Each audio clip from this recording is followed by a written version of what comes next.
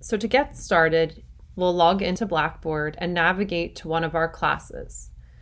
From here, you'll want to select a location in your class where you want the assignment link to appear for students. So I'm going to choose Unit 2. And when you're choosing this page, make sure it is a content area page. So these unit pages are content area pages. From here, select Build Content, scroll down to where you see Google Assignments. When you select Google Assignments, it will prompt you to choose a Google account or drive to access assignments from, so make sure you're selecting your LMSD account. From here, a window will pop up that says Google Assignments and allows you to create your assignment. From here, you can customize your assignment.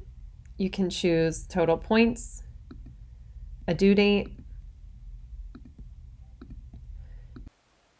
add a title and instructions.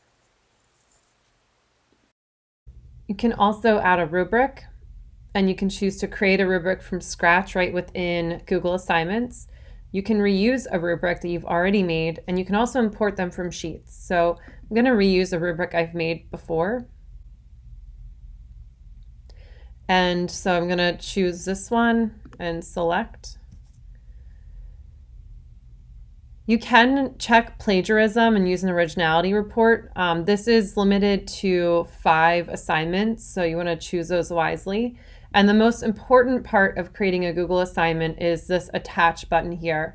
So whatever you attach to this assignment is going to automatically create a copy for students when they click the link.